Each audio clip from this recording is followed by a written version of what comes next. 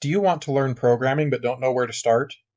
In this series, we will learn the C++ programming language by building a Sudoku game, starting with the basics and ending up with a fully functional application.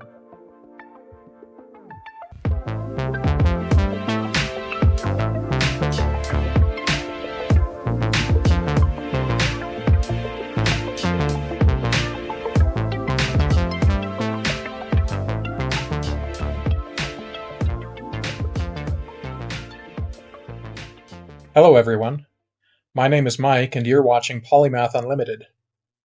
In this series, we are learning C++ by making our own Sudoku game.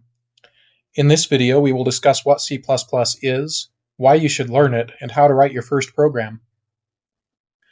A program is simply a list of instructions for a computer to follow. Think of it kind of like a recipe. If you want to bake bread, for example, there is a specific list of ingredients you need, and specific steps you need to follow in order to get the desired result. As a programmer, it will be your job to tell the computer what ingredients it should use, and how to use those ingredients to perform a particular task. You can do this by using a programming language. Programming languages are just languages that both humans and computers can read, which makes writing programs much easier.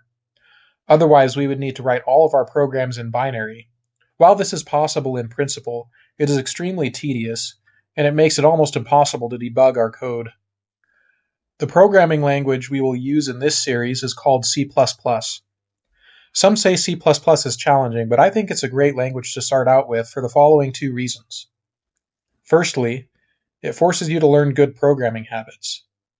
Part of the reason C++ is considered so difficult is because often a lot of things that other programming languages automatically do for you, like data typing and memory management, you need to do yourself when writing C++ programs. This will help you build good programming habits, and will also help you build a better understanding of what your computer is actually doing under the hood. Secondly, C++ is a very powerful language. Because the language gives you lots of control over how your code is written and executed, you can write very efficient programs that do lots of operations very quickly if you know what you're doing. This makes C++ ideal for performance-heavy applications like games, simulations, and even operating systems. For example, the Unreal game engine is programmed almost entirely in C++. C++ is a compiled language. This means that we need a program called a compiler to translate our C++ code into machine code that our computer can run. There are many great C++ compilers out there. Because I'm running on a Windows operating system, the compiler I will use in these videos will be Microsoft Visual Studio. You can download it for free from the internet, and I've found it works really well for most applications. Whatever compiler you decide to use, almost all of them have great tutorials and online resources detailing how to install them and set them up. Just choose the one that's right for you. Some setup details might be different if you choose to use a different compiler, but all of the code we will write in these videos should work regardless of which one you decide to use. Once we get our compiler installed and configured, we are ready to start writing some code. I'll go into Visual Studio, create a new blank project, and add a new file called main.cpp. This will be the file where all of our code will live. Every C++ program needs, at the bare minimum, a main function that returns 0. The code inside the curly braces of the main function is the code that will be executed by our program. The return 0 statement simply exits the program and tells the operating system that the program did not produce any errors. If we run this program, it does exactly what we would expect. Absolutely nothing.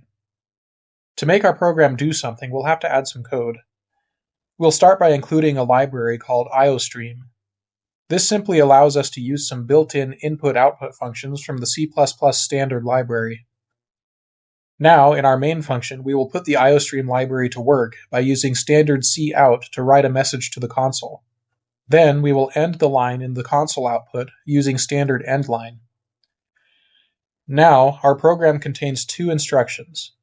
First, we write a message for the user to read. Then, we exit the program. Notice the semicolons at the end of each instruction. These tell the compiler that the instruction is over, and the next thing we write into our code file will be the start of the next instruction. If we run our program, we can see our message does indeed get displayed to the user. There is one more thing we can do to our simple program that, in my opinion, makes the code more readable. After we include the IOStream library, we can tell our program to use the standard namespace. This makes it so that we can use things like cout and endline without needing to explicitly put the standard specifier before them. Some programmers will disagree with me about this because in larger projects it can cause issues with name ambiguity. However, for the small programs we will write in this series, this shouldn't be an issue, so we'll just include the line using namespace standard in all of our code for now. Now that we know the basic structure of a C++ program, we have a solid foundation on which we can build our Sudoku game. As we explore more features of the C++ language, we will be able to add more features, like displaying a Sudoku board, handling user input, and enforcing Sudoku's rules. In the next video, we will start actually building our Sudoku game by adding code that will tell our program how to represent Sudoku's game board. Until then, happy programming, and I will see you next time.